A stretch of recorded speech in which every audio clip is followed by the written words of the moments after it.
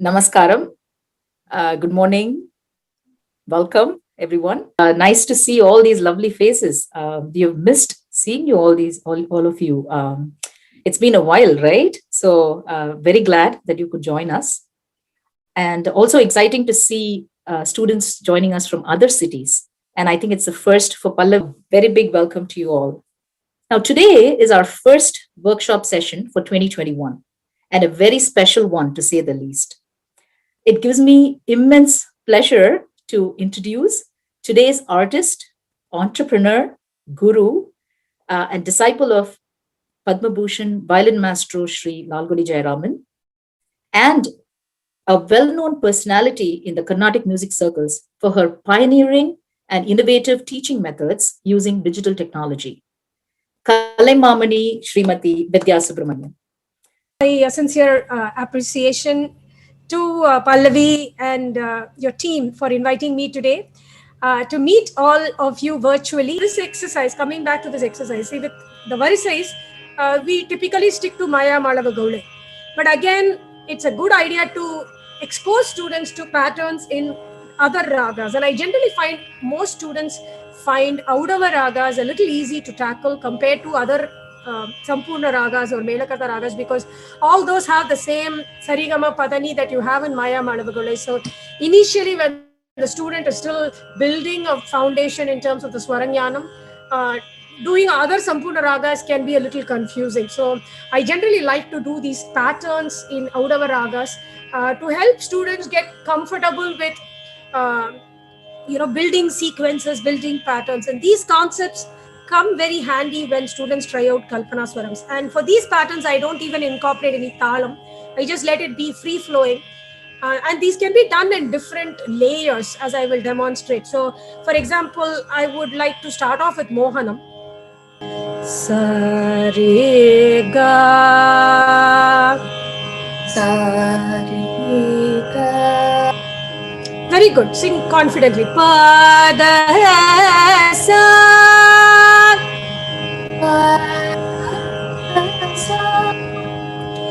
sa da pa,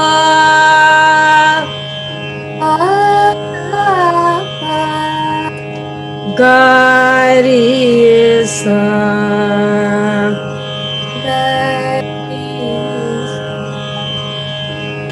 Just listen and repeat after me.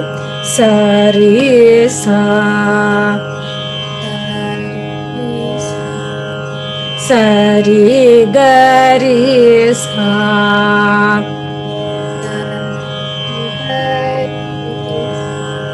very good. Sa re ga pa ga re sa.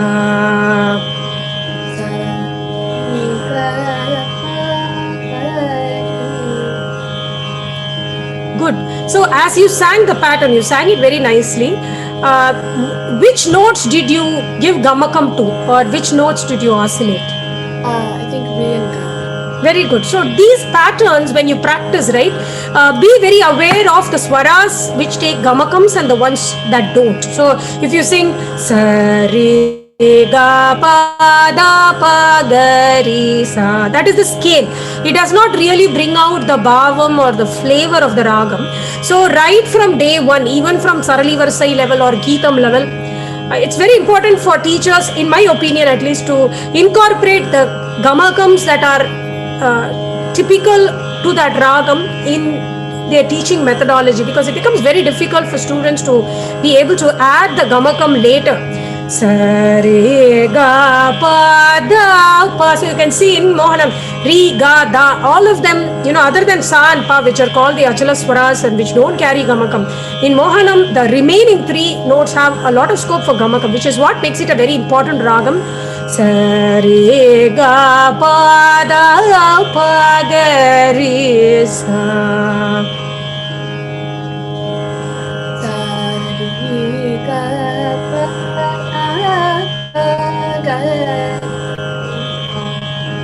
Sa re ga pa da sa da pa ga re sa.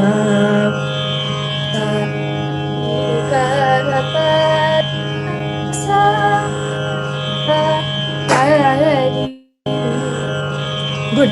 So Shriya, what would be the next, if you were to extend this pattern to one more, what would you sing? I would sing Sari Gapa Sari. Try, sing it, sing it.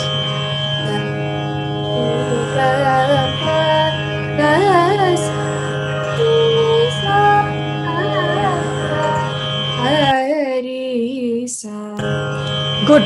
Now I would like you to move to set 2 below, the same raga Mohanam. Instead of singing it as a swaram, right? Look at the pattern, sing it in an akaram.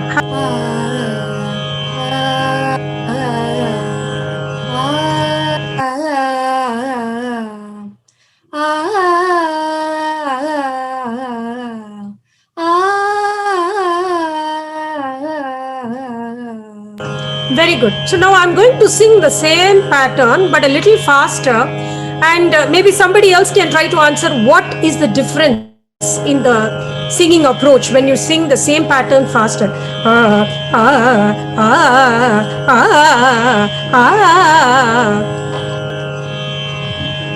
You didn't sing with any gamakam. Very good. I reduced the gamakam. I still sang with a little bit of gamakam. That's a very good answer. It is a natural tendency to curtail the gamakam when one increases the speed of rendition, because you can't show the same amount of detail in a fast rendition as you would in a slow rendition, because if you start shaking the notes too much, you won't be singing fast anymore, or your swarasthanams would be going off, right? And you will find this, why I pointed this out is very often you will find this in varnam rendition. You know, when you sing the slow speed, ga ga re sa sa re re ga ga re re sa re ga re sa re sa ga sa re ga pa ga re sa re. A lot of scope is there for you to explore the gamakam aspects of the ragam and the interplay between one note to the next one. But when you double the speed and sing ga ga re sa sa re re ga ga re re sa re ga re sa re sa re ga pa ga re sa re, I am still giving gamakam. It's not like it's devoid of gamakams, but the extent of gamakam is curtailed. Let's pick a raga that is different from Mohanam by just one swaram. Shuddha Savai. I can. Okay. Sari ma Sari ma pada sa pada sa sada pa mari sa sada pa mari sa. Good. Now let's sing the same first pattern that we did in Mohanam in Shuddha Savai. Sari sa Sari sa Sari sa. Anish will continue with Sari mari sa Sari mari sa Sari ma pa mari sa Sari ma pa mari sa Sari ma pa da pa mari sa Sari ma pa da pa mari sa Sari ma pa da sa. So I gave one gamakam to the ma. You can give it, if you wish to, you can also give it plain Sari ma pa. In this ragam, both will sound good. Okay, so these little gamakam aspects can be taught by teachers as part of these exercises, because then it will become like second nature to the student when they try out alapanas and other advanced aspects. Sari ma pa da sa da pa ma re sa. Sari ma pa da sa da pa ma re sa. Very good. Now Anish, I would like you to try set 3 on your own. Da sa pa da sa ma pa da sa. Well sung. I would like you to try from Mapadasa on with a little more gamakam to the ma. There is absolutely nothing wrong with what you sang, but giving that gamakam will get you more familiar with the characteristic way of rendering the ma in Sudasave. Mapadasa Ma pa da sa. Re ma. Yeah, continue. Re ma pa da sa. Sa re ma pa da sa. Very good. So now we will go to a completely different ragam. Well, let's pick Hindolam. Okay, Hindolam has no pa, right? So that again changes the contour of the ragam quite dramatically. With a lot of ragas, the sa and pa are kind of anchor notes on which the manodharma aspects or even compositions are built. And in ragas like Hindolam and Abogi, from this list here, the absence of the pa makes the ma the anchor note. And Hindolam again is a very popular ragam. So let's start with the Arohanam Avarohanam. Sa ga ma Sa ga ma da ni sa da ni sa sa ni da sa ni da ma ga sa. ma ga sa. Very good. Sa ga ma da ni sa Sa ga ma da ni sa sa ni da ma ga sa. sa ni da ma ga sa. And again, when we do these very simple patterns, we can discern how the gamakams work. So, Shreya, can you tell me what are the notes you oscillated when singing the Arohanam Avarohanam for Hindolam? I oscillated ga and I oscillated da. Okay. Now I'm going to pull Lavanya into this. Okay. Lavanya, another ragam which has the same notes, okay, which is a Sampurna ragam is Todi. Okay. When you look at the Danisa part of Todi versus the Danisa part of Hindolam, does any difference strike you?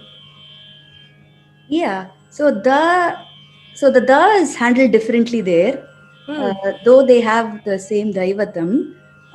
So da here in this case, we are actually it's more of a pull that we do in Hindolam, but then in Todi. Sari ga ma pada pada pada pada pada. So that kind of gamakam we. Good. And what about the knee? I would like you to talk about the knee as well. Pada ni sa ni da ni sa in the Arohanam. We give a big range of oscillation, right? So there are two very interesting points that you made. One is about the da, right? In Todi, same Shuddha Daivatam is there. But we oscillate between the pa and da, like Lavanya rightly said. Da, pa, da, ni. In Hindolam, we cannot do that oscillation. Yeah, Shreya? Why can't you do that? Why would you not be able to do that in Hindolam? Because there's no pa in Hindolam. Very good. Yeah, there's no pa, right? So in Todi, we just use pa as the anchor. Here, that option is not available. Sa ga ma da. We can touch on the ma da, or sa da. We can glide it from the higher note. Ni da ni ma da, or you have to give it play. Okay, you can't use pa as an anchor in Hindolam. Now the next one. This is even more interesting, in my opinion. The ni sa. Very often we give the Todi Nishadam, Kaisiki Nishadam that way. In Hindolam, there is nothing that prevents you from giving it. Unlike the case of the Da, right? In the Da, there is a clear reason why you cannot give the Todi type of oscillation simply because there is no Pa. However, in the Nishadam case, the ni sa sa ni da ma da ni sa, in Hindolam, we give it relatively very plain compared to Todi. And that is not because of any other note or anything. It is just the flavor of the ragam. It is a little lighter ragam with less scope for that kind of a heavy oscillation that we find in Todi. So you can learn a lot about ragam. Sometimes there is no reason except that is how the raga is. That's what makes it sound like Hindolam. If you do Madani Sa, nobody is going to think of it as Hindolam. Because in Todi also, it is fairly common to sing the ragam without the panchamam in many phrases. That is called the Varja Prayogam. It is quite common to sing Todi that way. So if someone were to sing Madani Sa, just that phrase, chances are nobody would associate it with a Hindolam. It would be more likely associated with a Todi. Madani Sa. Yeah, then people feel, okay, this could be Hindolam. So coming back to Shreya, let's go to set 7. It will be on the next page of the file. Sa sa ga ga ma ma da da ni ni sa sa. Sa sa ga ga ma ma da da ni ni sa sa. Very good. You sang well. Try again to give a kick or it's a gamakam called the spuritam. You give a kick or an emphasis when you sing the second instance of the note. This is something that all of you should practice when you sing Janta Varisais also. Ga ga ma ma da da ni ni sa sa. Sa sa ga ga ma ma da da ni ni sa sa. Sa sa ni ni da da ma ma ga ga sa sa.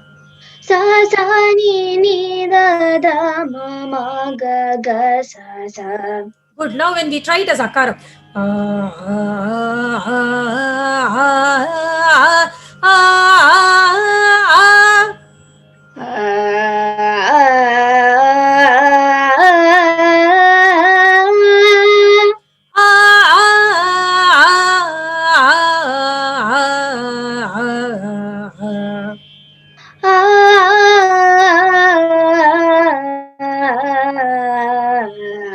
So practicing these Jantai patterns requires some specific effort where over time you should be able to make your voice give that spuritam, that gamans. You can come up with your own patterns.